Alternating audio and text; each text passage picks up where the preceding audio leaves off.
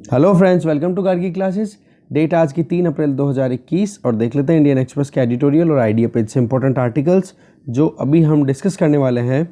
First article है U turn as self goal. इस article में बताया गया है कि पाकिस्तान ने अभी कल परसों की न्यूज़ थी, हमने अच्छे से डिटेल में डिस्कस किया था कि कॉटन और शुगर को इंपोर्ट करने के लिए अलाउ कर दिया इंडिया से।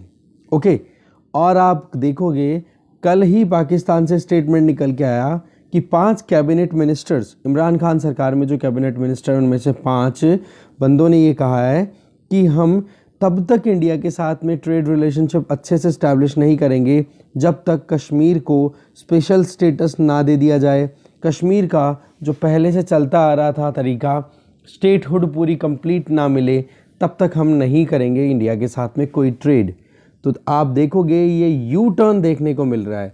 तो ये पाकिस्तान की तरफ से बहुत ही ज़्यादा, मतलब उनके लिए खुद की डोमेस्टिक पॉलिटिक्स में एक बहुत बड़ा इशू है ये, कि एक तरफ आर्मी चीफ और पाकिस्तान के प्राइम मिनिस्टर कुछ सिचुएशन को नॉर्मलाइज करने की कोशिश कर रहे हैं, वहीं पर वहाँ के जो दूसरे इस्टेब्लिशमेंट के जो मेंबर्स हैं वो लोग कहीं ना कहीं प्रॉब्लम का कारण बनते चले जा रहे हैं। तो देखो, स्टेटहुड तो 100% रीस्टोर करने में लगेगा टाइम, पर हाँ, स्टेटहुड भी अगर दी जाएगी तो माइनस लद्दाख होगा, क्योंकि लद्दाख एक सेपरेट यूटी ही रहेगा। अब उसमें कोई चेंजेस नहीं होने वाला है। अब जम्मू एंड कश्मीर अभी करंटली जो यूटी है उसको स्टेटहुडशिप मिल सकती है, मतलब 100%, बट अभी भी उसमें भी टाइम लगेगा। बट लद्दाख सेपरेट रहेगा। देखो, इंडिया तो हमेशा से चाहता है कि अगर चाइना के साथ में हमारी बॉर्डर लग रही है, उधर अगर हम पीसफुली कोएग्जिस्टेंस को इंश्योर करना चाह रहे हैं तो हम वेस्टर्न बॉर्डर को भी बिल्कुल इग्नोर नहीं कर सकते। पाकिस्तान के साथ में भी हम हमारे रिलेशन अच्छे बनाने चाहते हैं, पर यहाँ पर जो कश्मीर का मुद्दा है, जम्मू एंड कश्मीर का मुद्दा है, वो हमारा इंटरनल अफेयर है। और उस चीज़ को लेकर के अगर पाकिस्तान पहले प्री कंडीशंस रखता है, जो कि पहले जो स्टेटमेंट्स निकल के आए ना फरवरी से फिर मार्च में, उन स्टेटमेंट में एक बार भी ये चीज़ एक्सप्लिसिटली नहीं कही गई कि कश्मीर को स्पेशल स्टेटस जो है रीस्टोर करना पड़ेगा, तब इंडिया के साथ में अच्छे रिलेशन बनेंगे। सीज़ फायर भी पाकिस्तान ने साइन किया 25 एग्रीमेंट को ऑब्जर्वेंस में लिया 25 फरवरी को। वो चीज़ों में कहीं ना कहीं एक स्कोप दिख रहा था कि पाकिस्तान वाकई में नॉर्मल करना चाहता है सिचुएशन को, बट अभी ये फिर से निकल के आ गया। तो अब ये यू टर्न है, सेल्फ गोल है, खुद ही खुद की चोट होगी, मात हो सकती है खुद ही खुद को, क्योंकि पाकिस्तान के ऊपर फाइनेंशियल एक्शन टास्क फोर्स के प्रेशर है। कॉटन मिल जो ऑनर्स हैं, कॉटन इंडस्ट्री के जो ऑनर्स हैं, उनका लगातार पाकिस्तान सरकार के ऊपर दबाव बना हुआ है, क्योंकि पाकिस्तान में कॉटन यील्ड अब की बार बहुत कम रही है। तो ये सारी परिस्थितियां पाकिस्तान के अगेंस्ट में, बावजूद इसके पाकिस्तान में ये यू टर्न जो लिया गया है ये कहीं ना कहीं दुखद है। पर हाँ, एक चीज़ की जा सकती है कि पुलवामा अटैक जो हुआ था ना, उस अटैक के बाद में जो पाकिस्तान पे 200% टैरिफ लगा दिए थे ना पाकिस्तान से आने वाले इंपोर्ट पे इंडिया ने, तो इंडिया वो रिड्यूस कर सकता है थोड़ा बहुत, जिससे पाकिस्तान को थोड़ा एनकरेजिंग फील हो। ठीक है, बाकी तो टाइम बताएगा होगा क्या। फिलहाल तो यू टर्न ले लिया गया है। ये आर्टिकल यहीं पे हो गया, आगे कुछ नहीं देखेंगे अपन। ठीक है, ये police needs a make over, जो मुंबई में पूरा सिनेरियो बना ना, सचिन वाजेवाला मुकेश अंबानी के घर के बाहर में जो स्कॉर्पियो कार जो पार्क की थी, उसको लेकर के होम मिनिस्टर पे सवाल उठाना, सुप्रीम कोर्ट का क्या स्टेटमेंट था। तो इस आर्टिकल में पुलिस को कैसे काम करने की ज़रूरत है, पुलिस सिस्टम के अलावा जो गवर्नेंस है उस पर भी ध्यान देने की ज़रूरत है, और करप्शन जैसी बहुत बड़ी बीमारी है हमारे सिस्टम की, उस पर भी ध्यान देने की ज़रूरत है। तो ऐसे करके इस आर्टिकल को आप GS paper 2 governance, GS paper 4 ethics में करप्शन वाले पॉइंट से, और जीएस पेपर 3 उसमें सिक्योरिटी वाले सेगमेंट से आप कनेक्ट कर सकते हो। तीनों पेपर्स में ये काम आने वाला आर्टिकल है। इसके अलावा एडिटोरियल पेज पे कोई भी इंपॉर्टेंट आर्टिकल नहीं है जो हमें डिस्कस करना हो। चलते हैं आइडिया पेज पे। आइडिया पेज पे हम डिस्कस करेंगे दोनों आर्टिकल्स। एक तो यूनिवर्सिटीज़ के बारे में है, कल भी हमने एक देखा था यूनिवर्सिटी सिस्टम के बारे में कि universities are not corporation house. ठीक है, ये कोई बिजनेस हाउसेस नहीं है जहाँ पे प्रॉफिट मेकिंग की बात की जाए। यूनिवर्सिटीज़ नॉलेज मिशन के ऊपर काम करने वाले प्लेटफॉर्म्स हैं। इसको आर्टिकल को अच्छे से देखेंगे, बहुत अच्छा आर्टिकल है। इसको आप कनेक्ट कर सकते हो जीएस पेपर 2 में एजुकेशन वाला जो पॉइंट है उसके साथ में।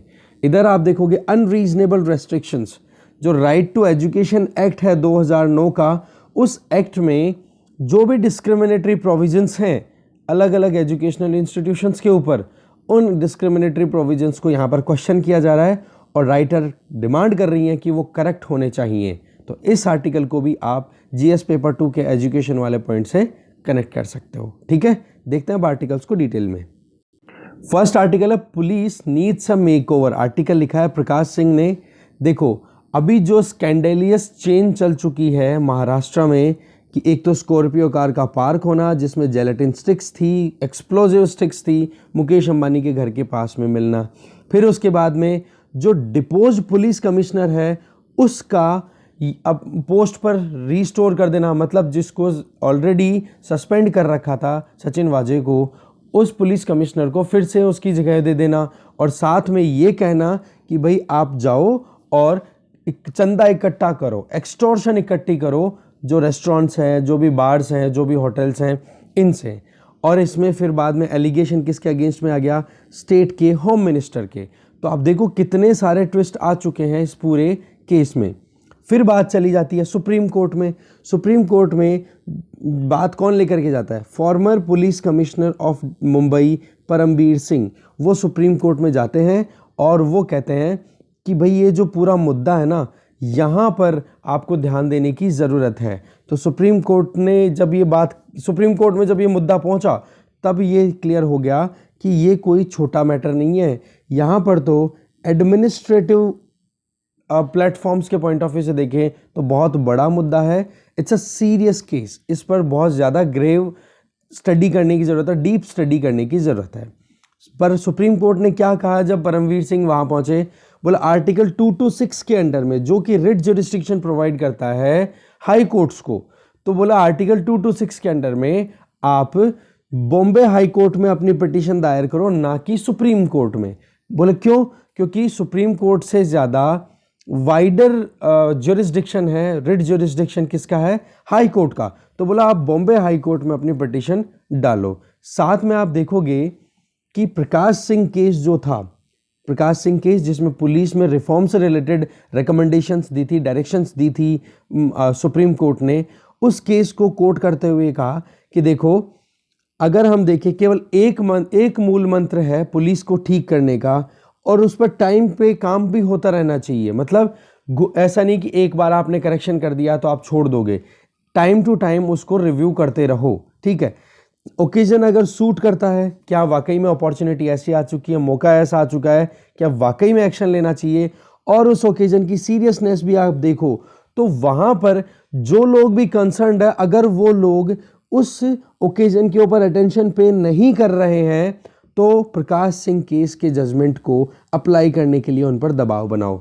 इसका मतलब ये हो गया कि जो भी स्टैब्लिशमेंट है, चाहे पुलिस हो, चाहे फिर आपका ब्यूरोक्रेट्स हो, चाहे फिर पॉलिटिशियन हो, ये जो कंसर्न पार्टीज़ हैं, ये कंसर्न पार्टीज़ ये अगर सीरियसनेस नहीं दिखा रही हैं अगर क्रिमिनल जस्टिस सिस्टम को करेक्ट करने में, तो वहाँ पर फिर प्रकाश सिंह केस में जो सुप्रीम कोर्ट की गाइडलाइंस आई हुई हैं उनको अप्लाई करने की बात की जा रही है।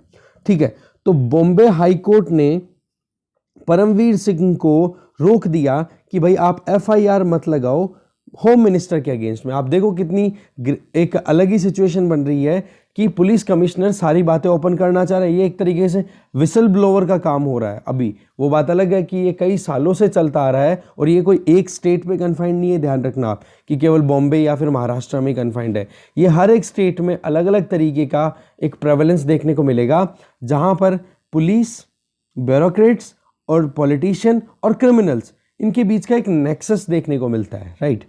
तो इसी तरीके से परमवीर सिंह को बॉम्बे हाई कोर्ट ने बोला कि आप एफआईआर लॉज नहीं करोगे होम मिनिस्टर के अगेंस्ट में। और रही सही में आप देखोगे स्टेट गवर्नमेंट ने ये डिमांड की है कि जुडिशियल इंक्वायरी होनी चाहिए। तो यहाँ पर परमवीर सिंह जो कि एफआईआर लॉज करना चाह रहे थे होम मिनिस्टर के अगेंस्ट में, वहाँ पर तो जुडिशरी रोक देती है और दूसरी तरफ स्टेट गवर्नमेंट जुडिशरी से ही इंक्वायरी डिमांड करती है। तो यहाँ पर भी डेमोक्रेसी के लिए बहुत मुश्किलों का कारण बनता हुआ दिखाई दे रहा है। देखो, सुप्रीम कोर्ट की जो डायरेक्शन थी या फिर बॉम्बे हाई कोर्ट ने जो कुछ भी कहा, ये देखो अनएक्सेप्शनेबल है। यहाँ पर जो ऑनरेबल जजेस ने अपनी तरफ से बात रखी, तो वहाँ पर वो चीज़ क्लियर आ रही है कि यहाँ पर इंस्टीट्यूशनल फेल हो रहा है। मतलब जो डेमोक्रेसी के 3 पिलर्स हैं, उन 3 पिलर्स का काम होता है एक दूसरे को चेक एंड बैलेंस करना। आज जुडिशरी का काम क्या है कि सिचुएशन को एड्रेस करे, अगर परिस्थिति बिगड़ रही है और अगर दूसरे जो पिलर्स हैं, दूसरे एग्जीक्यूटिव्स या फिर जो लेजिस्लेचर है, वो अगर अपनी लिमिट्स को ब्रीच कर रही है या फिर प्रॉपर वे में काम नहीं कर रही है, डेमोक्रेटिक मैनर में काम नहीं कर रही है, तो जुडिशरी अगर प्रोटेक्ट नहीं करेगी तो करेगा कौन, ये सवाल है। स्टेट गवर्नमेंट्स की अगर बात करें तो ये जो एक्सटॉर्शन रैकेट निकल के आया ना, एक्सटॉर्शन रैकेट क्या हो गया कि सचिन वाजे जैसे कमिश्नर को ये कहा जाता है कि महीने के 100 करोड़ रुपए आपको मतलब एक तरीके से मेहनताना कलेक्ट करके लेकर के आना है और सरकार को देना है।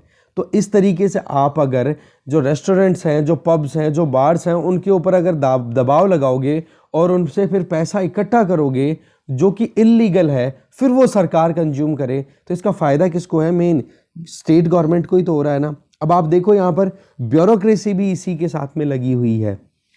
तो ये जो एक एक्स्ट्रा ऑर्डिनरी सिचुएशन बन के आ रही है ना, वहाँ पर सुप्रीम कोर्ट का इंटरवेंशन होना बहुत ज़रूरी था, बट सुप्रीम कोर्ट ने ये अपॉर्चुनिटी खो दी। क्योंकि सुप्रीम कोर्ट ने क्या कहा, हमने देखा कि बोला आर्टिकल 226 के अंडर में आप बॉम्बे हाई कोर्ट में अपनी रिट इशू करवाओ, वहाँ पर वाइडर स्कोप दिया हुआ है। क्योंकि सुप्रीम कोर्ट के पास में तो केवल फंडामेंटल राइट्स को लेकर के रिट ज्यूरिसडिक्शन अवेलेबल है, जबकि बॉम्बे हाई कोर्ट के पास में वो लीगल इश्यूज़ पर भी और दूसरे जो लीगल इश्यूज़ है फंडामेंटल राइट्स के अलावा, उन पर भी रिट इशू कर सकते हैं।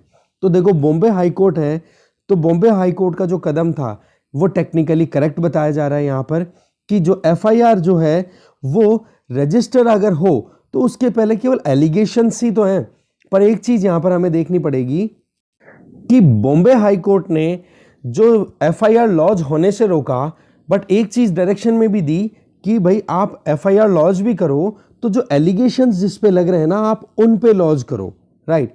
बट आप एक यहाँ पर सवाल बड़ा क्या आ रहा है कि पुलिस डिपार्टमेंट कौन से मिनिस्ट्री के अंडर में आता है, स्टेट की होम मिनिस्ट्री में, और होम मिनिस्टर के अगेंस्ट में ही आप केस करने की बात कर रहे हो। क्या पॉसिबल हो पाएगा कि कोई भी इंडिविजुअल जाकर के एफआईआर रजिस्टर करवाने की कोशिश करे और वो भी उसी स्टेट के होम मिनिस्टर के अगेंस्ट में? तो क्या वाकई में ऐसा पॉसिबल होगा कि कोई भी केस वहाँ पर दायर हो पाएगा, कोई एफआईआर वहाँ पे लॉन्च हो पाएगी? तो देखो अभी बेसिकली यही सबसे बड़ा मुद्दा है, कॉन्फ्लिक्ट ऑफ इंटरेस्ट आ रहा है। जस्टिस लेने के लिए नेक्सस बहुत बड़ी मुश्किलों का कारण बन रहा है। परमवीर सिंह ने जो लेटर लिखा ना चीफ मिनिस्टर को, उस लेटर में सारी चीज़ें ओपन कर दी गई थी कि एक्सटॉर्शन का पूरा रैकेट चल रहा है यहाँ पे मुंबई में। अभी आप देखोगे कि ये जो पूरी इन्वेस्टिगेशन है वो सीबीआई को हैंडओवर कर दी गई है। तो बेसिकली इसमें लेटर में ये कहा कि सीबीआई को हैंडओवर कर दो ये इन्वेस्टिगेशन को। बट यहाँ पर सबसे ज़्यादा जो एक चिंता वाली बात है ना वो ये है कि ये नेक्सस को कौन तोड़े। ये सारे के सारे चट्टे बट्टे एक दूसरे के क्या चोर चोर मोसेरे भाई बने बैठे हैं, तो वो एक दूसरे को कोऑपरेट ही करेंगे। तो एक सिटीजन के लिए, एक इंडिविजुअल के लिए इस तरीके के इंसिडेंट क्या बन जाते हैं, हेल्पलेसनेस के कारण हताश होकर के बैठ जाते हैं कि जब जुडिशरी भी प्रॉपर काम नहीं करती है और ये जहाँ पर क्रिमिनल जस्टिस सिस्टम को काम करने की ज़रूरत है एक अनबायस्ड मैनर में, वहाँ पर अगर बायस देखने को मिले तो फिर हम जाएं कहाँ, किससे हम जस्टिस मांग सकते हैं? देखो अगर हम पूरे इस रिकॉर्ड को देखें, चेक करें, तो ये पिछले 25 साल का केस है, कोई 1 साल का केस नहीं है कि हाँ अभी मुकेश अंबानी के घर के बाहर में ही मिला है। सुप्रीम कोर्ट में देखो सुप्रीम कोर्ट की जजमेंट और महाराष्ट्र गवर्नमेंट के कदम, इन जो स्टेप्स उठाए गए हैं उनके बीच में बहुत ज़्यादा कॉन्फ्लिक्ट है। और पुलिस को लेकर के स्पेसिफिकली देखो 1996 में सुप्रीम कोर्ट ने पुलिस रिफॉर्म के लिए एक पिटीशन के बदले में अपनी तरफ से गाइडलाइंस दी थी। तो महाराष्ट्र गवर्नमेंट ने उन गाइडलाइंस के अगेंस्ट में जाकर के एफिडेविट दे दिया 2 नवंबर 1996 को कि बोला कि ये जो रिकमेंडेशंस है ना वो ना तो फिजिबल है, हम नहीं मानेंगे, ना एक्सेप्टेबल है, बोला पॉसिबल भी नहीं है, ना हम एक्सेप्ट करेंगे। तो एक तो देखो 1996 में सुप्रीम कोर्ट की गाइडलाइंस जो आई थी उनको इग्नोर किया। इसके अलावा कि स्टेट सिक्योरिटी कमीशन की अगर बात करें, उसका जो कॉन्स्टिट्यूशन है, स्टेट सिक्योरिटी कमीशन मतलब वहाँ की जो पुलिस फोर्स के लिए या फिर जो और भी क्रिमिनल जस्टिस सिस्टम में काम करने वाले जो इशू स्टेक होल्डर्स हैं, उन लोगों का जो कॉन्स्टिट्यूशन, उन लोगों के जो नॉर्म्स हैं, वो बोले कॉन्स्टिट्यूशन ऑफ इंडिया के स्पिरिट के अगेंस्ट में जा रहे हैं। तो इसके चलते सुप्रीम कोर्ट ने 2006 में 22 सितंबर को हिस्टोरिक जजमेंट दिया और इसमें ये कहा कि जो स्टेट सिक्योरिटी कमीशन है इसके कॉन्स्टिट्यूशन को कॉन्स्टिट्यूशन ऑफ इंडिया के हिसाब से चेंज होना पड़ेगा, क्योंकि the supreme law of the land is Indian constitution.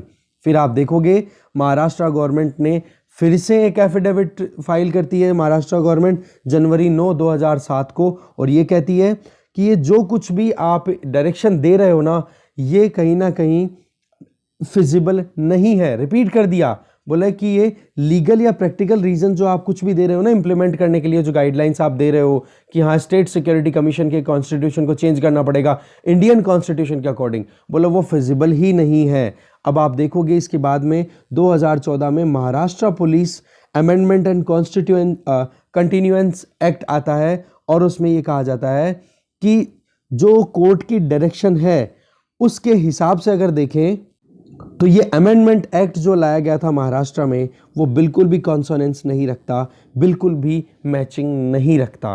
तो आप देखो महाराष्ट्र में कि लगातार पिछले 25 सालों से कोशिश की जा रही है कि सुप्रीम कोर्ट की गाइडलाइंस को बार बार इग्नोर किया जा रहा है। ऐसे ही 2012 में एक न्यूज़ डेली न्यूज़ में, नेशनल डेली न्यूज़ में एक राइटर जूलियल रिबेरियो ने अपनी तरफ से एक कोट लिखा था, उसमें बताया था कि होम मिनिस्टर है ना महाराष्ट्र में, वो डी फैक्टो पुलिस चीफ है। मतलब एक तो होता है डी ज्यूरे कि हाँ कानूनन तौर पे कौन मालिक है पुलिस का, एक होता है डी फैक्टो रियल में कौन पावर एक्सरसाइज करता है। तो रियल में पावर एक्सरसाइज होती है ना पुलिस में, वो होती है होम मिनिस्टर के हिसाब से। अब यहाँ पर होम मिनिस्टर के अगेंस्ट में अगर केस लगाना हो और वो भी पुलिस में जा कर के, तो वाकई में पुलिस क्या काम करेगी? बिल्कुल भी नहीं करेगी। तो देखो बहुत सारी कंटेम्प्ट पिटिशंस महाराष्ट्र गवर्नमेंट और महाराष्ट्र पुलिस के अगेंस्ट में लग चुकी है, बट वही बात है सुप्रीम कोर्ट ने जो कुछ भी कहा उन इश्यूज़ को, उन गाइडलाइंस को भी इन लोग यहाँ पर इम्प्लीमेंट प्रॉपर्ली नहीं किया गया। साथ में आमिर खान का टीवी शो आता था, आजकल तो नहीं आता, सत्यमेव जयते, वहाँ पर संजीव पांडे जो कि महाराष्ट्र पुलिस के सीनियर ऑफिसर रह चुके हैं, उन्होंने ये कहा कि बोले यहाँ पर मुंबई में जो है, महाराष्ट्र में जो है एक ऑर्गेनाइज्ड करप्शन नेक्सस देखने को मिलेगा आपको, जहाँ पर पुलिस जो है वो रेस्टोरेंट, लिकर शॉप्स, ये जो बार्स हैं, डांस बार्स हैं, वहाँ जाती है और फिर बाद में वहाँ से पैसा इकट्ठा करती है।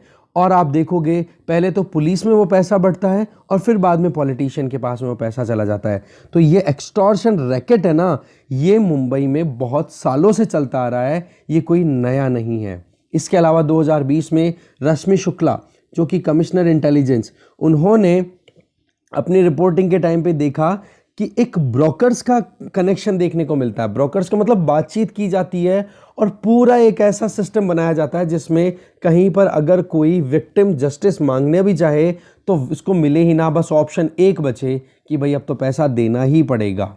तो यहाँ पर आप देख सकते हो कि कितना गजब का करप्ट सिस्टम देखने को मिलता है। और इसके अलावा पिक्चर और अच्छे से इमर्ज होकर के तब आती है जब परमवीर सिंह का ये जो लेटर जब चीफ मिनिस्टर को लिखा जाता है और उसमें सीधा सा लिखा जाता है कि ये टारगेट दिया गया है मुंबई पुलिस कमिश्नर को कि भाई 100 करोड़ रुपए तक का आपको एक महीने का कलेक्शन करना है। तो ये चीज़ और भी अच्छे से क्लियर हो गई कि वाकई में ज़रूरत है पुलिस में रिफॉर्म लाने की, और साथ में होम मिनिस्ट्री की जो पकड़ है, या फिर आप कह सकते हो कि ब्यूरोक्रेसी, पॉलिटिशियन, पुलिस और क्रिमिनल्स, इनके बीच का जो नेक्सस है, इस नेक्सस को तोड़ने की बहुत ज़्यादा ज़रूरत है। आज ब्यूरोक्रेसी भी कोई कदम नहीं उठा रही है इस पूरे मुद्दे के ऊपर। आज आप देखो कि ये मुंबई में मुकेश अंबानी के घर के बाहर में गाड़ी अगर खड़ी की गई स्कॉर्पियो और उसमें जेलेटिन स्टिक्स थी, तो क्या सचिन वाजे ने अकेले ने डिसाइड किया होगा क्या? नहीं ना। यहाँ पर तो जो ऊपर के जो सुप्रीम पुलिस ऑफिसर्स हैं उन्होंने भी डेफिनेटली इस चीज़ में अपनी कंसेंट दी होगी, पूरा प्लान बनाया होगा। तो एक तो ये चीज़ कि पूरा का पूरा सिस्टम जो है वो माल प्रैक्टिसेस में इन्वॉल्व है। दूसरी चीज़, महाराष्ट्र की गवर्नमेंट में जो पुलिस कमिश्नर को लेकर के ये जितना कुछ भी काम हो रहा है वो क्विड प्रो क्यो है, मतलब एक तरीके से ट्रेड ऑफ का सा सिस्टम देखने को मिल रहा है कि महाराष्ट्र गवर्नमेंट और इधर है पुलिस। तो पुलिस को कुछ फ़ायदा दिया जाएगा तो महाराष्ट्र गवर्नमेंट कुछ नुकसान उठाने के लिए तैयार है और पुलिस उसके बदले में कुछ ना कुछ महाराष्ट्र गवर्नमेंट को देगी। तो क्विड प्रो क्यो का मतलब हो गया कि एक ट्रेड ऑफ वाला रिलेशन है कि भाई ठीक है, अगर तू मेरे को इतने रुपए देता है तो मैं तेरे लिए थोड़ा सा नुकसान उठाने के लिए तैयार हूँ। एक ये चीज़ देखने को मिलती है। तीसरी, ये जो एक्सटॉर्शन रैकेट है ये एक पूरे कॉलेशन सिस्टम में काम कर रहा है, मतलब कि सरकार का और इनका सबका मिलकर के पूरी मिली भगत के बेसिस पे काम हो रहा है। और आज होम मिनिस्ट्री की जो डिफेंस में आकर के बोलना सरकार का और उनको उसको बचाना, ये बहुत बड़ा ही सवाल है हमारे डेमोक्रेसी के ऊपर। देखो, ये एक अपॉर्चुनिटी है, क्राइसिस एक अपॉर्चुनिटी होती है हमेशा। इस अपॉर्चुनिटी को अगर टाइम पे कन्वर्ट नहीं किया गया है तो ये जो नेक्सस है ना, देखो यहाँ पे पॉलिटिशियंस, ब्यूरोक्रेट्स, पुलिस और क्रिमिनल्स, इसको नहीं तोड़ पाएंगे और तोड़ पाने में अगर अनसक्सेसफुल रहे तो देखो फिर बाद में तो ये चीज़ें नॉर्मल ही हैं।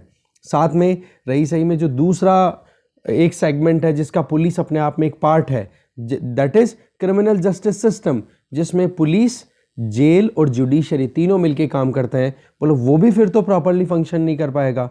तो क्रिमिनल्स का पॉलिटिक्स में आना, पॉलिटिशियंस का क्रिमिनल्स को पेट्रोनेज देना और साथ में जो टैक्स टेररिज्म जिसको बोल सकते हो, या फिर ये जो एक्सटॉर्शन नेक्सस जैसी जो प्रॉब्लम है, ये ख़त्म करनी बहुत ज़्यादा ज़रूरी है हमारे लिए। हाँ, ये कोई महाराष्ट्र तक कन्फाइंड ही चीज़ नहीं है, ये ऑल ओवर इंडिया अलग अलग स्टेट्स में अलग अलग शेड्स के साथ में देखने को मिल सकती है। नेक्स्ट आर्टिकल है, university is not a corporation. GS paper 2 के एजुकेशन वाले पॉइंट से आप कनेक्ट कर सकते हो। सी राजा कुमार। देखो, यूनिवर्सिटीज़ अपने आप में यूनिक होती हैं, एक सोशल ऑर्गेनाइजेशन होती है, ये कोई कॉरपोरेशन नहीं होती जहाँ पर कोई एनजीओ या फिर कोई रिसर्च ऑर्गेनाइजेशन या थिंक टैंक की तरह ये कोई सेपरेटली काम करेंगी या प्रॉफिट मेकिंग के लिए काम करेंगी। इनका मेन काम क्या होता है कि सोसाइटी के कॉन्टेक्स्ट में सोच करके और कुछ ब्रॉडर चीज़ें क्रिएट की जा सके। इससे क्या होगा कि हमारे लिए एक लंबा काम, मतलब एक मिशन मोड पे काम किया जाता है, और वो मिशन क्या है, नॉलेजेबल सोसाइटी क्रिएट करना, और उसमें बहुत लंबा टाइम भी लगता है और इसमें ऑटोनॉमी भी देनी बहुत ज़्यादा ज़रूरी है यूनिवर्सिटीज़ को। देखो, हेनरी न्यूमैन, उनके हिसाब से अगर हम देखें तो यूनिवर्सिटीज़ को कुछ काम यूनिकली प्रोवाइड किया जाता है जहाँ पर सोसाइटी के अच्छे मेंबर्स को ट्रेनिंग दी जाती है, एजुकेट किया जाता है, जिससे कि वो अपने खुद के ओपिनियन तैयार कर सकें, खुद के जजमेंट्स दे सकें और सच्चाई को बाहर निकाल के ला सकें। तो ये रियलिटी है कि यूनिवर्सिटीज़ का काम क्या है, एक ऐसे इंडिविजुअल्स को तैयार करना कि जो लोग एक्सप्रेसिव हो, जो क्रिटिकल हो, जो सोच समझ करके आगे बढ़े, जो सोसाइटी को रियलिटी का आईना दिखाएं। तो आज यूनिवर्सिटीज़ के सामने सबसे बड़ा चैलेंज क्या है, थ्रू आउट वर्ल्ड ही ये प्रॉब्लम है, वो ये है गवर्नेंस से रिलेटेड। क्योंकि गवर्नेंस का मतलब हो गया कि वहाँ पर जो कुछ भी रूल रेगुलेशन बनाने वाले जो बोर्ड ऑफ डायरेक्टर्स हैं, टॉप जो मैनेजमेंट के लोग हैं, उन लोगों का क्या परसेप्शन है, वो क्या सोच करके आगे बढ़ रहे हैं। आज अगर प्राइवेट यूनिवर्सिटीज़ की बात करें तो प्राइवेट यूनिवर्सिटीज़ को फंडिंग मिलती है या फिर ऑनर कौन होता है, कोई कॉरपोरेट हाउस, और फंडिंग मिल जाती है फिलैंथ्रोपिस्ट जो कि बिजनेस हाउसेज होते हैं।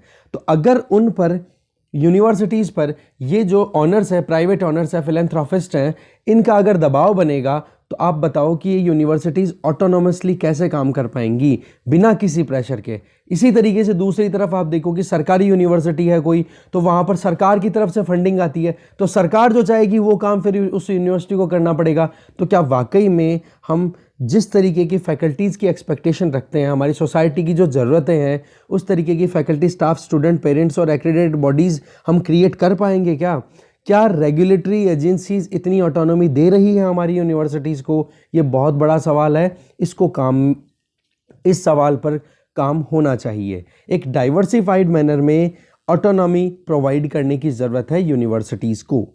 आज socio economic point of view से देखें तो ये ओवरऑल डेवलपमेंट कब आता है, जब आपकी सोसाइटी में नॉलेजेबल इंडिविजुअल्स रहना शुरू करते हैं। बट प्रॉब्लम क्या आ रही है हमारी यूनिवर्सिटीज़ के साथ में, जो प्राइवेट यूनिवर्सिटीज़ हैं उनको कॉरपोरेशन समझ लिया जाता है, और साथ में जो गवर्नमेंट इंस्टीट्यूशंस हैं उनको फिर बाद में गवर्नमेंट की वजह से, गवर्नमेंट के दबाव में काम करना पड़ता है। आज अगर ओवरऑल आप देखोगे, एक सेकेंड, कि जो ग्लोबल कॉम्पैक्ट या फिर यूनाइटेड नेशन के द्वारा जो टारगेट किया हुआ है सस्टेनेबल डेवलपमेंट गोल्स अचीव करना है, तो उसके लिए हमें यूनिवर्सिटी की एजुकेशन सिस्टम को हमें फ्रीडम प्रोवाइड करने की ज़रूरत है। कॉरपोरेशन तो देखो प्रॉफिटेबिलिटी पे काम करता है कि कितना पैसा लगा दिया, कितना फ़ायदा हो रहा है, तो वो तो दो चीज़ों पर ध्यान देंगे कि कितना तो बिक रहा है सामान, मार्केट की डिमांड क्या है, और जो भी इन्वेस्टर्स हैं उनको फ़ायदा कैसे पहुँचे, कॉस्ट को रिड्यूस कैसे किया जाए, तो वो तो कॉरपोरेट हाउस तो इस पे काम करेंगे।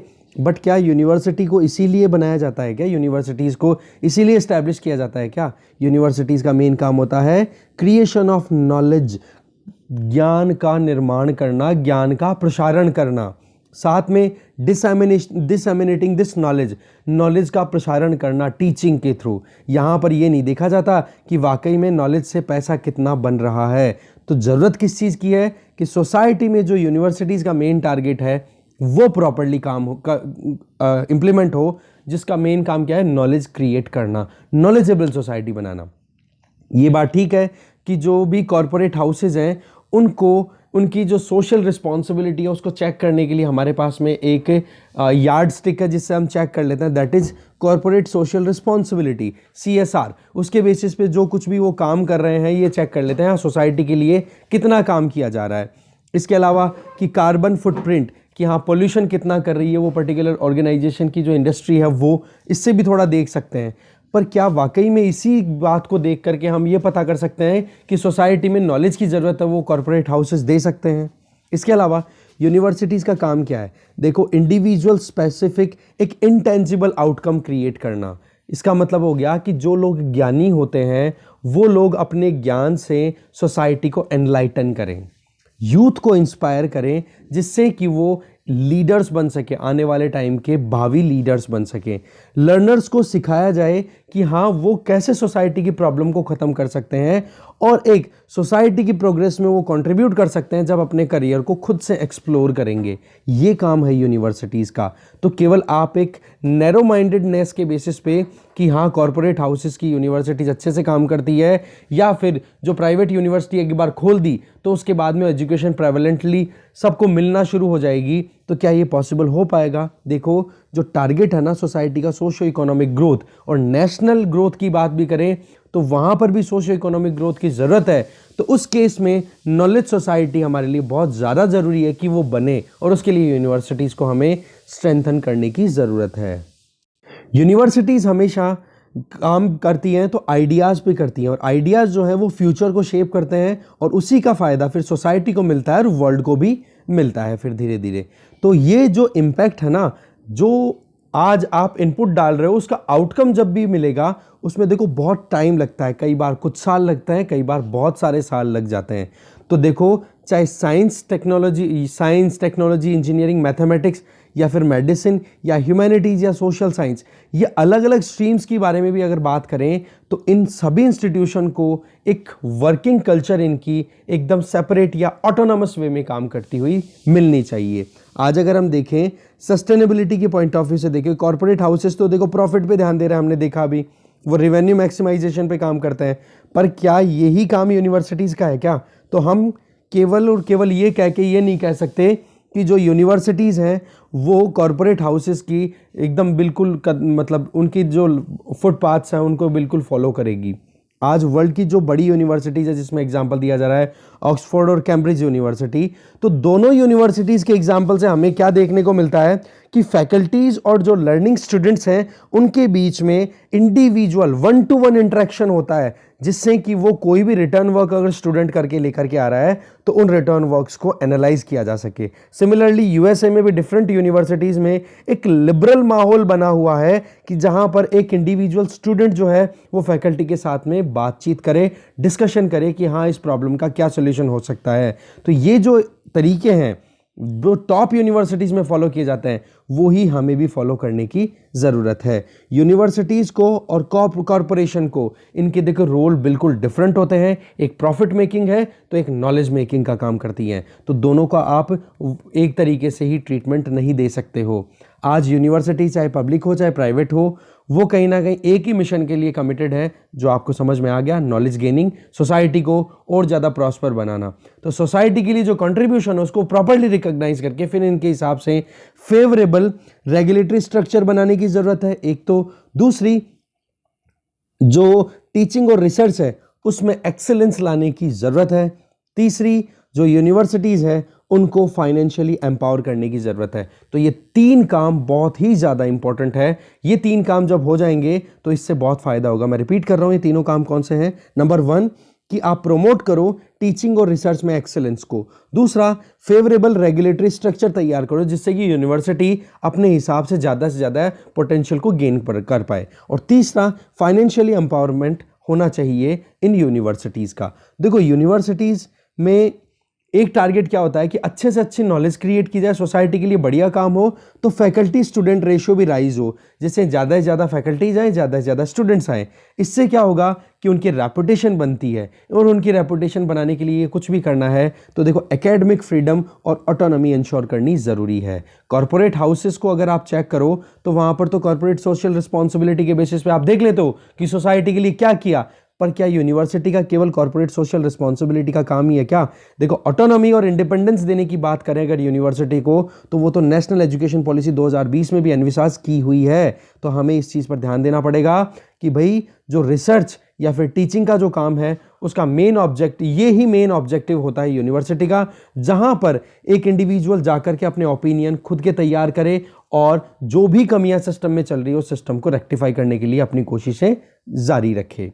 तो विलियम ब्रूस कैमरन का एक कोट यहां पर है, वो ये कि not everything that can be counted counts and not everything that counts can be counted. इसका मतलब ये हो गया कि आप यहां पर यूनिवर्सिटीज को अगर कॉर्पोरेट हाउस की तरह ट्रीट कर रहे हो क्योंकि वो प्रॉफिट मेकिंग है, प्राइवेट है, तो इसका मतलब ये नहीं है कि आप यूनिवर्सिटीज को कॉर्पोरेट हाउसेस के हिसाब से ही रेगुलेट करना शुरू कर दो।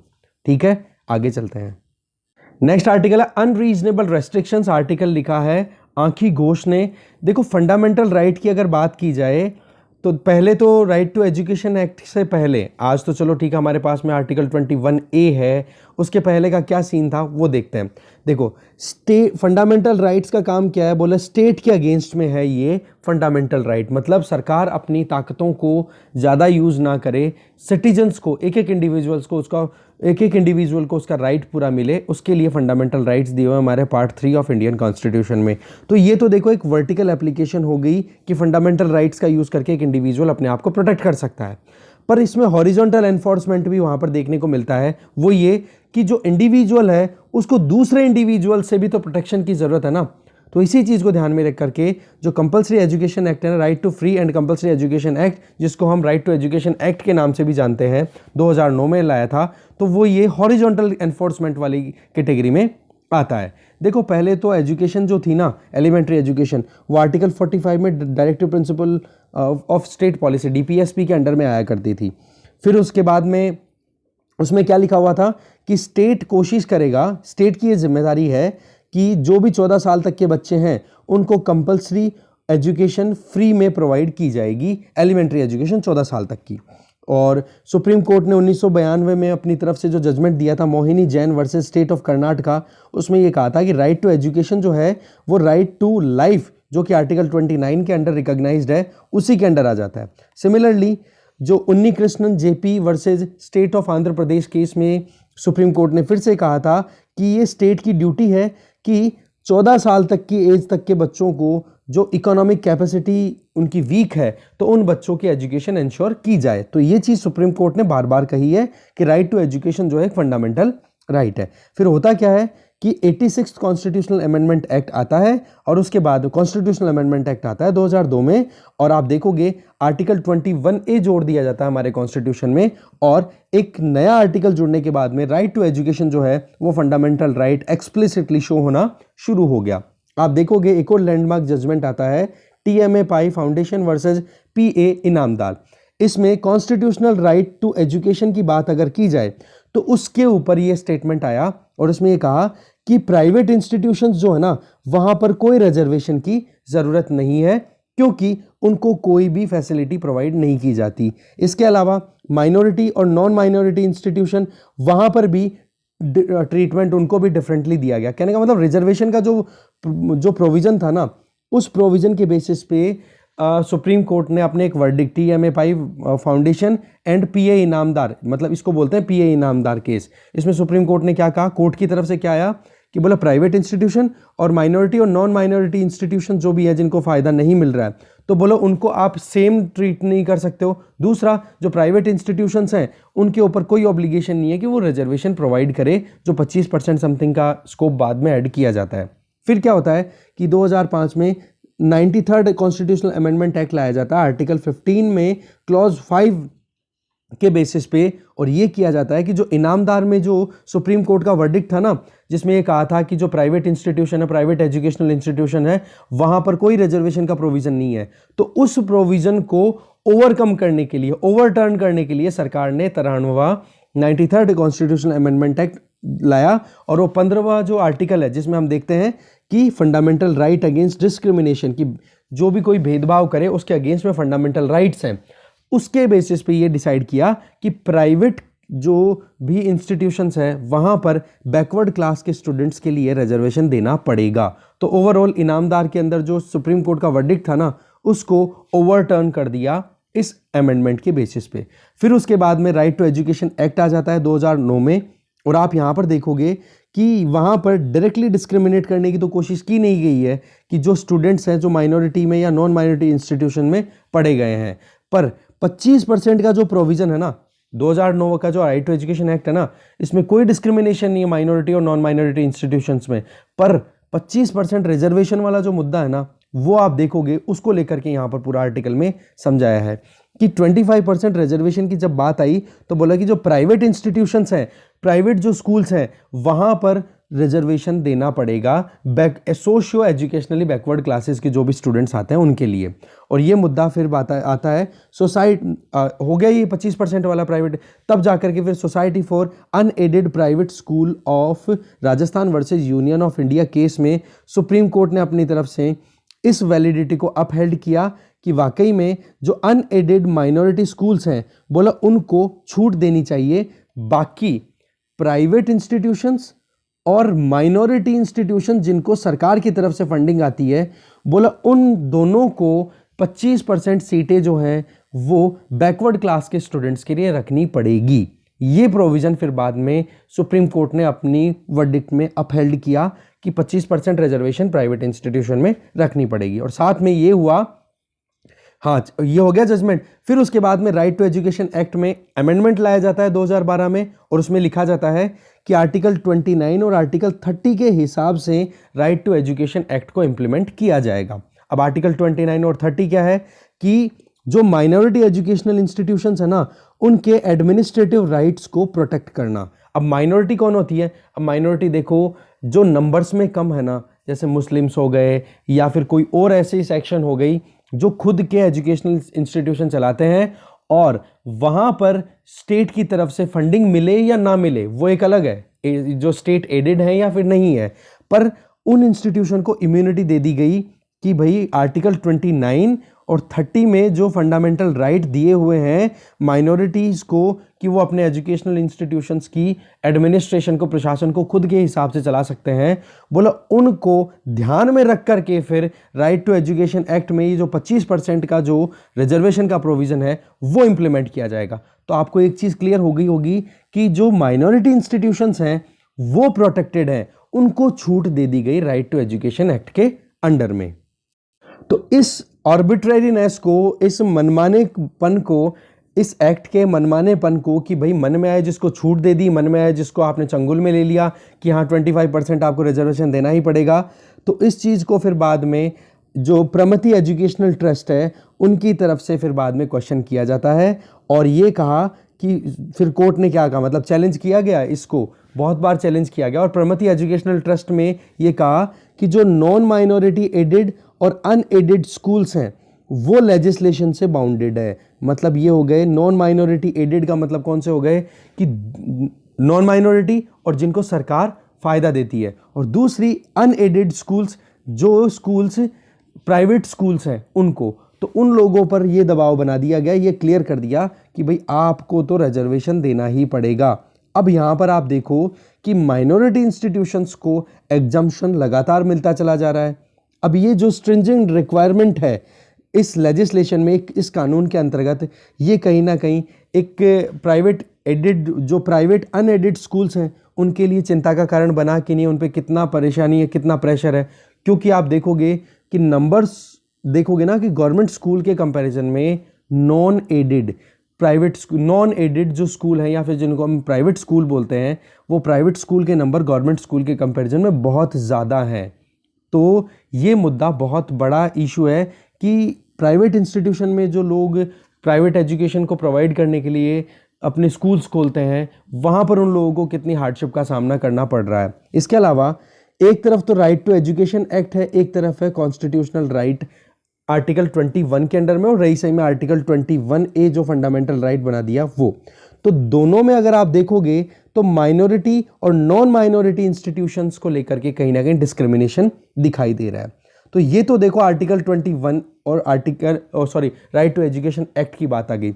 अब बात आती है इक्वालिटी की राइट की। आर्टिकल 14 क्या कहता है कि आप इक्वालिटी को प्रमोट करोगे। अब यहां पर इकोनॉमिकली अगर देखोगे तो ये तो अनवायबल हो गया कि माइनॉरिटी इंस्टीट्यूशंस को तो आपने एग्जम्पशन दे दिया राइट टू एजुकेशन एक्ट को इंप्लीमेंट करने से, जबकि जो प्राइवेट इंस्टीट्यूशन है, प्राइवेट स्कूल्स हैं, उन पर आपने दबाव बना दिया। तो राइट टू इक्वालिटी आर्टिकल 14 के अंडर में वो तो अनरीजनेबल हो गया ना, अगर राइट टू एजुकेशन एक्ट को आप इंप्लीमेंट करते हो।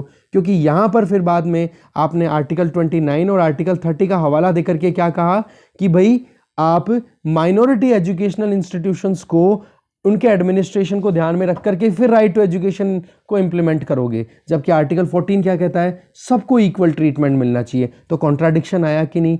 तो इन दोनों मुद्दों के अंदर अगर आप देखोगे तो मेन जो पावरफुल जो स्ट्रेंथ निकल के आएगी वो कहीं ना कहीं फाइनलाइज करने की जरूरत है। कारण क्या है कि यहां पर एक डिस्क्रिमिनेशन देखने को मिल रहा है माइनॉरिटी और नॉन माइनॉरिटी अनएडेड इंस्टीट्यूशंस की अगर पर्टिकुलरली बात की जाए तो। ठीक है, अब यहां पर हमें एक हार्मोनियस कंस्ट्रक्शन करने की जरूरत है कि फंडामेंटल राइट्स में एक बैलेंस बने, और उसके लिए काम कौन करेगा? सुप्रीम कोर्ट का मेन रोल हो जाता है। तो 2016 में मोहम्मद मुश्ताक एक जज हैं, मतलब जज थे केरला हाई कोर्ट के अंदर, तो उन्होंने Shobha George versus state of Kerala में एक स्टेटमेंट दी कि बोला राइट टू एजुकेशन एक्ट का जो सेक्शन 16 है वो डिस्क्रिमिनेटरी है। बोले उसके अंदर अगर आप देखो तो जज ने क्या कहा वो देखते हैं हम सीधा। वो ये कि राइट टू एजुकेशन एक्ट के अंडर में जो माइनॉरिटी इंस्टीट्यूशंस हैं उनको फ्री किया हुआ है, वो सब्जेक्टेड नहीं है राइट टू एजुकेशन एक्ट पे। जबकि दूसरी तरफ अगर आप देखो कि फंडामेंटल राइट्स जो हमारे कॉन्स्टिट्यूशन में एनश्राइंड है उनके पॉइंट ऑफ व्यू से देखें तो वो तो सब पे लागू होते हैं। तो राइट टू एजुकेशन तो हमारा आर्टिकल 21A और आर्टिकल 21 के अंडर में आ चुका है। तो वहां पर फिर राइट टू एजुकेशन एक्ट जो हमारे पास में 2009 में आया, तो दोनों के बीच में ये कॉन्ट्राडिक्शन क्लियर होनी चाहिए।